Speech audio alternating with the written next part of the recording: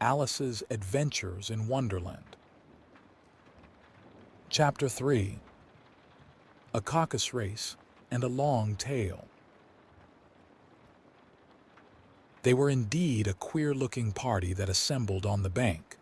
The birds with draggled feathers, the animals with their fur clinging close to them, and all dripping wet, cross, and uncomfortable. The first question, of course, was how to get dry again.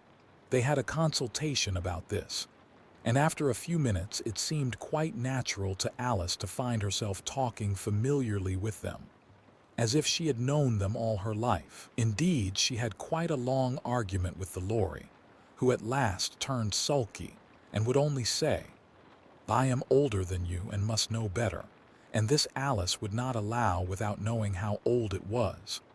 And as the Lory positively refused to tell its age, there was no more to be said. At last the mouse, who seemed to be a person of authority among them, called out, "Sit down, all of you, and listen to me. I'll soon make you dry enough." They all sat down at once, in a large ring, with the mouse in the middle. Alice kept her eyes anxiously fixed on it, for she felt sure she would catch a bad cold if she did not get dry very soon. "The hum," said the mouse with an important air.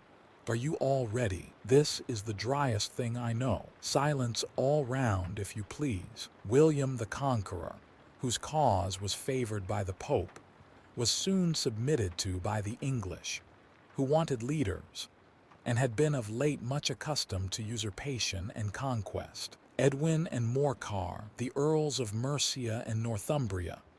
"Lug," said the Lory with a shiver. "I beg your pardon," said the mouse, frowning but very politely. "Did you speak?" "Not I," said the Lory hastily. "I thought you did," said the mouse. "I proceed." Edwin and Morcar, the Earls of Mercia and Northumbria, declared for him, and even Stigand, the patriotic Archbishop of Canterbury, found it advisable. "Found what?" said the duck. "Found it," the mouse replied rather crossly. "Of course you know what it means." "I know what it means well enough when I find a thing," said the duck. "It's generally a frog or a worm. The question is, what did the Archbishop find?" The mouse did not notice this question, but hurriedly went on. "Found it advisable to go with Edgar Atheling to meet William and offer him the crown. William's conduct at first was moderate, but the insolence of his Normans— How are you getting on now, my dear?" it continued, turning to Alice as it spoke. "As wet as ever," said Alice in a melancholy tone. "It doesn't seem to dry me at all." "In that case," said the dodo solemnly, rising to its feet, "I move that the meeting adjourn for the immediate adoption of more energetic remedies." "Speak English," said the eaglet. "I don't know the meaning of half those long words, and what's more, I don't believe you do either." And the eaglet bent down its head to hide a smile. Some of the other birds tittered audibly. "What I was going to say," said the dodo in an offended tone, "was that the best thing to get us dry would be a caucus race." "What is a caucus race?" said Alice. Not that she wanted much to know, but the dodo had paused as if it thought that somebody ought to speak, and no one else seemed inclined to say anything. "Why," said the dodo, "the best way to explain it is to do it. And as you might like to try the thing yourself some winter day, I will tell you how the dodo managed it. First it marked out a race course in a sort of circle. The exact shape doesn't matter, it said. And then all the party were placed along the course, here and there. There was no 1, 2, 3, and away. But they began running when they liked and left off when they liked, so that it was not easy to know when the race was over. However, when they had been running half an hour or so and were quite dry again, the dodo suddenly called out, "The race is over," and they all crowded round it, panting and asking, "But who has won?" This question the dodo could not answer without a great deal of thought, and it sat for a long time with one finger pressed upon its forehead, the position in which you usually see Shakespeare in the pictures of him.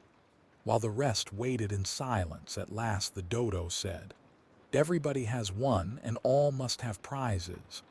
But who is to give the prizes? Quite a chorus of voices asked. Why, she, of course, said the dodo, pointing to Alice with one finger, and the whole party at once crowded round her, calling out in a confused way, prizes, prizes.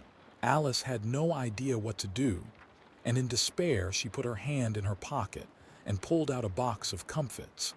Luckily, the salt water had not got into it, and handed them round as prizes. There was exactly one apiece, all round. But she must have a prize herself, you know, said the mouse. Of course, the dodo replied very gravely. What else have you got in your pocket? He went on, turning to Alice. Only a thimble, said Alice sadly. Hand it over here, said the dodo. Then they all crowded round her once more, while the dodo solemnly presented the thimble, saying, We beg your acceptance of this elegant thimble. And when it had finished this short speech, they all cheered. Alice thought the whole thing very absurd, but they all looked so grave that she did not dare to laugh, and as she could not think of anything to say, she simply bowed and took the thimble, looking as solemn as she could. The next thing was to eat the comfits. This caused some noise and confusion, as the large birds complained that they could not taste theirs, and the small ones choked and had to be patted on the back. However, it was over at last, and they sat down again in a ring and begged the mouse to tell them something more. You promised to tell me your history, you know, said Alice. And why it is you hate C and D, she added in a whisper, half afraid that it would be offended again. Mine is a long and a sad tale, said the mouse, turning to Alice and sighing. It is a long tale, certainly, said Alice, looking down with wonder at the mouse's tail. But why do you call it sad? And she kept on puzzling about it while the mouse was speaking, so that her idea of the tale was something like this. Fury said to a mouse that he met in the house, Let us both go to law, I will prosecute you. Come, I'll take no denial, we must have a trial. For really this morning I've nothing to do, said the mouse to the cur. Such a trial, dear sir, with no jury or judge would be wasting our breath. I'll be judge, I'll be jury, said cunning old Fury. I'll try the whole cause and condemn you to death. You are not attending, said the mouse to Alice severely. What are you thinking of? I beg your pardon, said Alice very humbly. You had got to the fifth bend, I think. I had not, cried the mouse sharply and very angrily. The knot, said Alice, always ready to make herself useful and looking anxiously about her. Oh, do let me help to undo it. I shall do nothing of the sort, said the mouse, getting up and walking away. You insult me by talking such nonsense. I didn't mean it, pleaded poor Alice. But you're so easily offended, you know. The mouse only growled in reply. Please come back and finish your story, Alice called after it, and the others all joined in chorus. Yes, please do. But the mouse only shook its head impatiently and walked a little quicker. What a pity it wouldn't stay, sighed the lory, as soon as it was quite out of sight. And an old crab took the opportunity of saying to her daughter, my dear, let this be a lesson to you never to lose your temper. Hold your tongue, ma, said the young crab a little snappishly. You're enough to try the patience of an oyster. I wish I had our Dinah here, I know I do, said Alice aloud, addressing nobody in particular. She'd soon fetch it back. And who is Dinah, if I might venture to ask the question? Said the lory, Alice replied eagerly, for she was always ready to talk about her pet. Dinah's our cat, and she's such a capital one for catching mice you can't think. And oh, I wish you could see her after the birds. Why, she'll eat a little bird as soon as look at it. This speech caused a remarkable sensation among the party. Some of the birds hurried off at once. One old magpie began wrapping itself up very carefully, remarking, I really must be getting home, the night air doesn't suit my throat.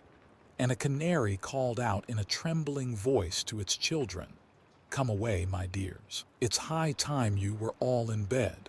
On various pretexts, they all moved off, and Alice was soon left alone. "I wish I hadn't mentioned Dinah," she said to herself in a melancholy tone. "Nobody seems to like her down here, and I'm sure she's the best cat in the world. Oh, my dear Dinah, I wonder if I shall ever see you any more."